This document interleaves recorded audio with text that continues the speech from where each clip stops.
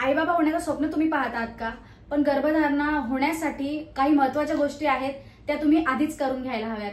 चुकीच्या पद्धतीची तयारी आपल्या बाळाच्या आरोग्यावर परिणाम करू शकते। म्हणून ह्या 5 गोष्टी प्रत्येक स्त्रीने आणि जोडप्याने माहिती करून घ्यायला हव्यात। नमस्कार मंडळी, मी सोनम तुमचं माझ्या YouTube चॅनलवर मनापासून स्वागत करते। आणि आज आपण एक महत्त्वाचा विषय घेणार आहोत, तो म्हणजे गर्भधारणेपूर्वी काय करावं। प्री प्रेग्नन्सी प्लॅनिंग ही अतिशय महत्त्वाची आहे।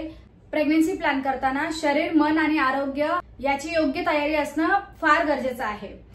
चला तर मग सुरू करूया गर्भधारणेपूर्वी करायच्या या 5 गोष्टी। नंबर 1, प्री प्रेग्नन्सी चेकअप म्हणजेच प्राथमिक वैद्यकीय तपासणी। गर्भधारणेपूर्वी एकदा जाऊन आपण डॉक्टरांकडे सर्व काही तपासण्या ज्या आहेत त्या करून घ्यायला हव्यात। त्यामध्ये बीपी, रुबेला, हिमोग्लोबिन, थायरॉइड आणि शुगर यांसारख्या महत्त्वाच्या ज्या तपासण्या असतात त्या आपण सगळ्यात आधी करून घ्यायला हव्यात। नंबर 2, फॉलिक ऍसिड आणि पोषक आहार। तर यामध्ये आपल्याला गर्भधारणेपूर्वी म्हणजे प्रेग्नन्सी राहायच्या आधी 3 महिन्याआधीच आपल्याला फॉलिक ऍसिड जे आहे ते डॉक्टर रेकमेंड करतात, आपण सुद्धा ते घ्यायला हवेत।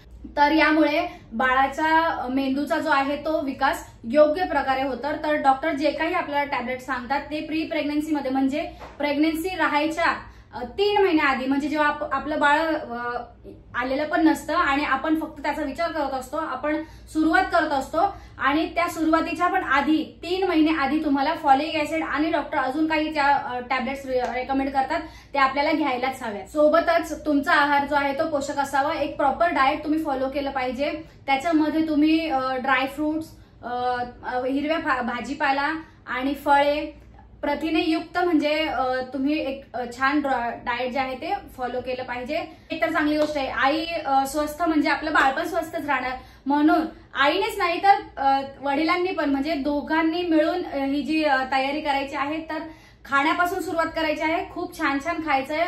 बाहेरचा अजिबात कचरा जो आपण खातो ते सगळं काही महिन्यासाठी काही वर्षासाठी टाळायचं आहे। आपलं बाळ जगात आल्यानंतर आपण स्वतःच हळूहळू आपली लाईफस्टाईल चेंज करायला लागतो। ऍक्च्युली मी पण खूप जास्त बाहेरचं खात होते, अजूनही थोडंफार खाते, पण बाळ झाल्यानंतर त्याला हेल्दी काय आहे त्याचं न्यूट्रिशन लक्षात घेऊन तो जे खातो तेच मी पण खाते। म्हणून खाऊ जो आहे तो मला चोरून खावा लागतो तो असल्यानंतर, कारण त्याला नाही द्यायचा आहे मला। मग त्यापेक्षा घरात नाही आणलं तर त्याचं खाणं नाहीच होणार आणि माझं पण नाही त्यात होणार। तर त्यासाठी ते नंतर करण्यापेक्षा आधीच आतापासूनच तुम्ही ती सुरुवात करायला हवी असं मला तरी वाटतं। नंबर 3, मासिक पाळी सायकल म्हणजे काय? Ovulation tracking. डॉक्टरांकडे एक सोनोग्राफी येते, एक नाही ऍक्च्युली आपल्याला डेली सोनोग्राफीला जावं लागतं।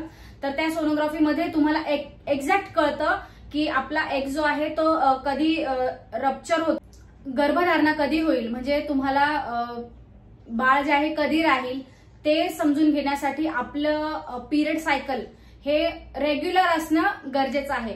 असं म्हटलं जातं की 28 to 32 डेज किंवा 28 to 40 डेज या मध्ये तुम्हाला जर पिरियड येत असेल, भले ती डेट पुढे मागे होत असेल तर तरीही तुम्ही एक सुदृढ म्हणजे व्यवस्थित तुमची पिरियड सायकल आहे। पण जर तुमची इरेग्युलर असेल तर तुम्ही डॉक्टरांसोबत कन्सल्ट करू शकता त्या गोष्टीसाठी।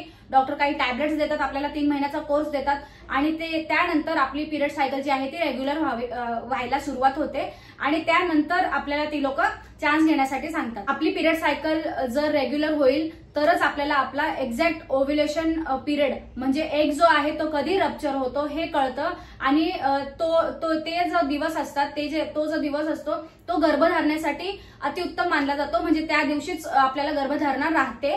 तर तुम्ही आधी तुमचा पिरियड सायकल जो आहे तो व्यवस्थित करा। ओव्ह्युलेशन काय असतं, कसं असतं हे सगळं तुम्हाला तुमची गायनॅक सांगेल। एक चांगली गायनॅक तुम्ही म्हणजे एक चांगल्या गायनॅक सोबत तुम्ही कॉन्टॅक्ट करा आणि सगळं काही त्यांना बिनधास्तपणे सांगा, तर ते तुम्हाला त्याबद्दल मदत करत असतील। जर तुमची इरेग्युलर सायकल असेल, इरेग्युलर पिरियड सायकल तुमची असेल तर यासाठी म्हणजे ओव्ह्युलेशन आपल्याला ट्रॅक करायसाठी आपल्या मोबाईलमध्ये वेगवेगळे ऍप्स येतात। तुम्ही ऍप स्टोर किंवा प्ले स्टोरवर सर्च करू शकता आणि आपल्या कॅलेंडरमध्ये पण नॉर्मल आपण डेट जे आहे ते चेकआउट करू शकता। तर त्या हिशोबाने तुम्हाला ट्रॅकिंगला जी आहे ती मदत होईल।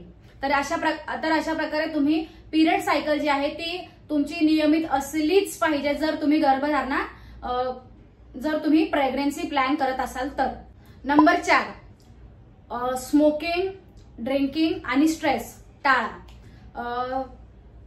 स्मोकिंगचा जो आहे तो प्रेग्नन्सीवर, फक्त प्रेग्नन्सीवरच नाही तर आफ्टर प्रेग्नन्सी पण परिणाम होतो. डॉक्टर्स असं बोलतात की स्मोकिंग इज इक्वल्स टू आपलं बाळ स्मोक करतं तेवढंच, म्हणजे त्याच्या पण फेफड्यांमध्ये ते वास जातो असं डॉक्टर सांगतात.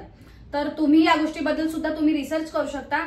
तर आता या टाइम ऑफ पिरियड मध्ये तुम्ही drinking, alcohol is also not good for our baby's health, आणि तो आपल्या स्वतःच्या शरीरासाठी सुद्धा चांगला नसतो. जर तुम्ही ओकेजनली कधीतरी करत असाल तो पण या पिरियडमध्ये तुम्ही थांबवायला हवा. म्हणजे स्मोकिंग आणि ड्रिंकिंग कम्प्लिटली तुम्हाला या काळात बंद करायला हवी, जेणेकरून आपल्याला आपलं बाळ जे आहे ते एकदम स्ट्रॉंग, एकदम सुदृढ, एकदम निरोगी मिळेल.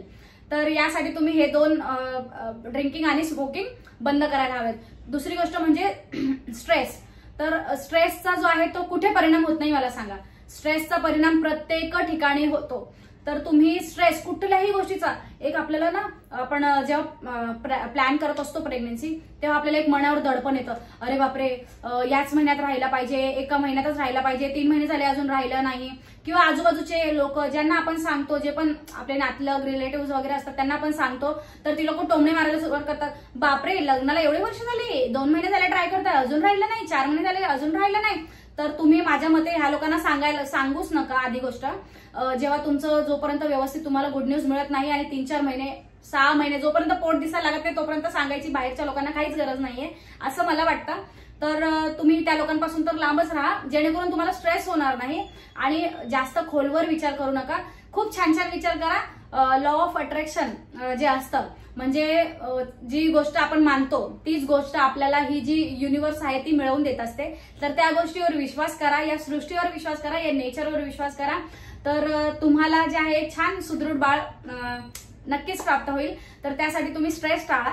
स्ट्रेस टाळण्यासाठी तुम्ही नॉर्मली योगा करू शकता, मेडिटेशन करू शकता, आणि एक नॉर्मल ब्रीद इन ब्रीद आउटची एक्सरसाइज जी असते ती करू शकता. हलक्या फुलक्या वर्कआउट्स तुम्ही करू शकता. जर तुम्ही नवीनच म्हणजे एक्सरसाइज करायला सुरुवात करत असाल तर एकदम कमी पासून, म्हणजे 2 मिनिट 5 मिनिट पासून इव्हन मी म्हणते स्टार्ट करा. खरंच फरक पडतो. मेडिटेशननी तर भरपूर फरक पडतो. जे म्हणजे माझ्या अनुभवातून मी सांगते, खरंच खूप फरक पडतो. आणि तो जो टाइम ऑफ पिरियड असतो ना, आपण नुसता बाळाचा विचार करत असतो की अरे आता माझी पिरियड सायकल बरोबर होते की नाही, आता अजून 15 दिवस आहेत पिरियड यायला, तरी ते 15 दिवस आपल्या डोक्यावर असं ओझं वाहिल्यासारखं होतं. तर तुम्ही जेवढे आनंदित राहाल तेवढंच तुमचं बाळ सुदृढ होईल. तर ही गोष्ट एक लक्षात ठेवा. तर स्मोकिंग, ड्रिंकिंग आणि स्ट्रेस जे आहे ते तुम्ही तुमच्या आयुष्यातून काढून टाका. नंबर 5, जोडीदारासोबत संवाद आणि मानसिक तयारी. जर एकाच पार्टनरला आता बेबी हवा असेल आणि दुसरा जो पार्टनर आहे तो बेबीसाठी अजून रेडी नसेल, तर या गोष्टीवर तुम्ही आपसात, कारण आपल्याला सांभाळायचं असतं, आपण दोघांनी या गोष्टीवर ठाम निर्णय घ्यायला हवा की खरंच आपल्याला आताच चान्स घ्यायचा आहे की अजून आपल्याला वेळ आहे. तर या गोष्टीबद्दल तुम्ही सविस्तर दोघं मिळून, म्हणजे हस्बंड आणि वाईफ, मेल आणि फिमेल दोघं मिळून छान चर्चा करा आणि त्यानंतरच तुम्ही या गोष्टीची पुढे तयारी करा. मानसिक तयारी आपल्याला करून घेणं गरजेचं आहे. आता युट्यूब वगैरेवर सगळीकडे सगळं काही ज्ञान मिळतं. आपली गायनाक पण आपल्याला सगळं सांगत असते. तर पुढे किती खर्च लागणार आहे, काय लागणार आहे आपल्या बाळासाठी, म्हणजे सगळी तयारी जी आहे ती तुम्ही तुमच्या स्पाऊस सोबत बोलून घ्या असं मला वाटतं. त्यानंतर एक एक्स्ट्राची टिप मी सांगते, पैसे. तर पैसे जे आहे ते किती लागतील, कुठल्या हॉस्पिटलला आपल्याला नाव टाकायचं आहे, किती पैसे लागतील, आणि बाळ झाल्याच्या नंतर आईची काळजी कोण घेईल, बाळ झाल्यानंतर ती आईकडे जाणार आहे की घरीच राहणार आहे, आणि घरी राहिली तर तिची काळजी कोण घेईल, बाळाची काळजी कोण घेईल, कोणी मेड्स आहेत का नाही, आणि किती पैसे पुढे लागतील, अशी सगळी तयारी जी आहे ती तुम्ही करून ठेवा. जर तुम्हाला घर वगैरे शिफ्ट करायचं असेल किंवा तुम्ही आता रेंटेड असाल तर त्या समोरच्या जे तुमचे जे लँडलॉर्ड आहेत त्यांच्याशी तुम्ही आधीच बोलून घ्या की बाबा रे 2 वर्ष तर मी काही घर खाली करणार नाही. जर तुम्हाला करायचं आहे तर तुम्ही आत्ताच करून घ्या. माझं हे म्हणणं आहे, कारण त्या सगळ्या गोंधळात तुम्ही पडू नका. नंतर खूप गोष्टी कठीण होतात, खूप इम्पॉसिबल नाही हे सगळे करतात. बेबी जन्माला आणणं खूप मोठी गोष्ट आहे, पण ती आजकाल नॉर्मलाइज झालेली आहे. आजकाल नाही, ऍक्च्युली पूर्वीपासून नॉर्मलाइज झालेली आहे, पण ज्याला सांभाळावे लागते त्यालाच ते कळतं. तर त्या हिशोबाने तुम्ही खूप डोक्यात खूप स्ट्रेस येतं, हार्मोन्स आपले इम्बॅलन्स होऊन जातात. तर त्यावेळेस कुठलाही स्ट्रेस, बाळ झाल्यानंतर आपल्याला कुठलाही स्ट्रेस घ्यायला नको, म्हणून त्या गोष्टीच्या भानगडीत पडूच नका जेणेकरून आपल्याला स्ट्रेस येईल. तर आधीच ह्या छोट्या मोठ्या गोष्टी ज्या आहेत त्या आधीच तुम्ही तयारी करून ठेवा, आणि पैशाचं सुद्धा आधीच नियोजन करून ठेवा की किती लागतील, कुठून येतील, आणि डिलिव्हरीत आपली काळजी कोण घेणार आहे, ते सगळी तयारी तुम्ही आधीच करून घ्या. घरच्यांशी या विषयावर बोला, बाहेर त्यांशी बोलायला जाऊ नका. जे आहे ते आपले घरचे मिळूनच हे सगळं जर्नी जी आहे ती आपली पुढे जाणार आहे. तर ह्या होत्या त्या 5 महत्वाच्या टिप्स. कशा वाटल्या तुम्हाला तुम्ही कमेंट करून खाली नक्की सांगा. काही प्रश्न असतील तर ते सुद्धा खाली कमेंटमध्ये सांगा. तुमचे काही सजेशन असतील, क्वेरीज असतील ते खाली मला कमेंट बॉक्समध्ये नक्की कळवा. शेवटपर्यंत व्हिडिओ पाहिल्याबद्दल धन्यवाद. पुन्हा भेटूया अशाच एका व्हिडिओ सोबत. तोपर्यंत बाय बाय.